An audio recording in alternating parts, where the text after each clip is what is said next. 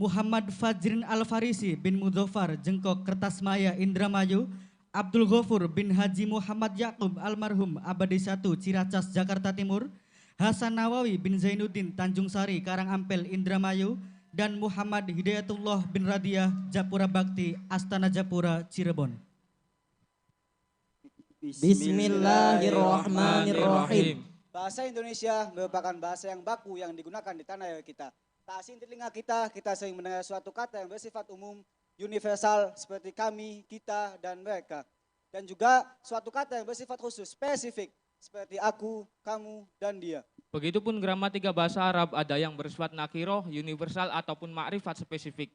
Dengan berkaitannya hal ini, Imam Ibnu Malik merangkumnya dalam bab nakiroh wal ma'rifat. Pada bab tersebut, kami akan mengupas suatu isim yang terkait dengan kemakrifatan, di antaranya isim domir. Isim domir ialah isim ma'rifat yang mabni yang bermanfaat untuk menggantikan atau mewakili penyebutan sesuatu, seseorang ataupun sekelompok.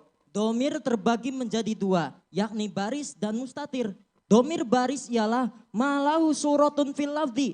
Domir yang memiliki bentuk dalam segi lafadznya seperti ta dalam lafadz umtu. Sedangkan domir mustatir ialah domir yang tidak memiliki bentuk dalam segi lafadznya seperti domir yang terkandung dalam lafadz Syekh Jamaluddin Abdullah bin Yusuf bin Ahmad bin Abdullah bin Hisham Al-Ansari dalam kitab Awdhul Masalik beliau mengatakan domir baris itu terbagi menjadi dua, ada yang mutasil dan juga mungfasil.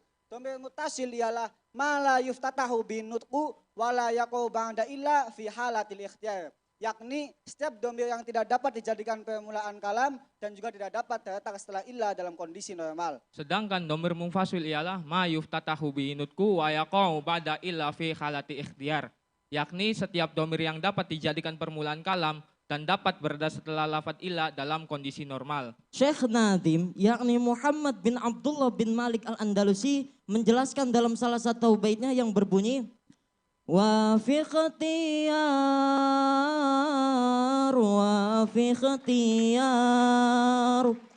rilla yaji'ul mungfasil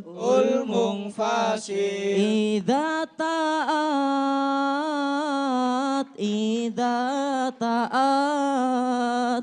ta'ayyaji al-muttasil dalam keadaan bisa memilih tidak boleh mendatangkan domir mungfasil jika masih memungkinkan untuk mendatangkan domir muttasil. Contoh salah satu riwayat yang tercover dalam tafsir Ar-Razi yang menceritakan seorang sahabat yang bernama Mulahim bin Jathama. Ia membunuh seorang muslim yang bernama Amir bin Al-Atbad. Ketika Mulahim wafat, beliau tidak diterima oleh bumi sampai 3 kali dimuntahkan oleh bumi. Lalu Nabi bersabda, Innal ardo la taqbalu man wasyarun minhu walakin allaha aroda ayyuriyakum uzmazan bi'indahu. Sesungguhnya bumi mau menerima orang yang lebih buruk daripada dia, tetapi Allah ingin memperlihatkan dosa besar di sisinya. Kita underline, kita garis bawahi lafal minhu dan juga lafal indahu. Lafal tersebut itu tidak boleh menggunakan domir mungfasil dalam artian tidak boleh dibaca min huwa dan juga indahwa karena masih memiliki potensi dengan domir mutasil. Jikalau masih memiliki potensi dengan domir mutasil maka jangan malah kita menggantikannya dengan domir mungfasil. Sebab domir digunakan untuk tujuan meringkas suatu kata sedangkan bentuk domir mutasil itu jauh lebih ringkas daripada domir mungfasil. Dan dari kesimpulan hadis di atas ialah nyawa seorang muslim sangatlah mahal harganya di sisi Allah Subhanahu wa taala. Sehingga dalam satu riwayat dinyatakan bahwa hancurnya dunia itu lebih ringan di sisi Allah daripada hilangnya satu nyawa seorang muslim. namun dari pembahasan yang telah dijelaskan, bukan hanya domir mutasil saja yang mungkin untuk bisa didatangkan. Domir mungfasil pun berhak untuk bisa didatangkan ketika berada pada 4 kondisi. Salah satunya doro syair, seperti yang terdapat dalam kitab Ashmuni yang dikarang oleh Syekh Muhammad bin Ali Isa al-Ashmuni ketika Zaid bin Munqidh al-Adwi menceritakan kaumnya, ia berkata, wa ma usuhibu min qaumin fa'adkurahum illa yaziduhum hubban ilayyahum. Setiap kali saya berkumpul dengan kaum yang bukan kaum saya, lalu saya menceritakan tentang kaum saya, mereka membuat kaum saya mencintai saya. Dalam kalam syair yang telah dilantunkan terdapat domir mungfasil yang semestinya menggunakan domir mutasil dibaca yazidunahum hubban ilayya, namun karena doce maka digunakanlah domir mungfasil dibaca yazidum hubban ilayyahum. Contoh lain ialah domir terletak setelah ilah seperti firman Allah Subhanahu wa taala yang terkandung dalam surah Yunus ayat 107 yang berbunyi A'udzu billahi minasyaitonir rajim wa iyamsaskallahu bidurrin fala kashifalahu illahu wa yuridaka bi khairin fala radda li fadlih yusibu bihi man yasha'u min ibadih wa huwal ghafurur rahim. Jika Allah menimpakan suatu kemadaratan padamu, maka tidak ada yang dapat menghilangkannya kecuali Dia. Dan jika Allah menghendaki kebaikan bagimu, maka tidak ada yang dapat menolak karunia-Nya. Dia memberikan kebaikan itu pada siapa yang dikehendakinya dari hamba-hambanya. Dan Dialah yang Maha Pengampun lagi Maha Penyayang.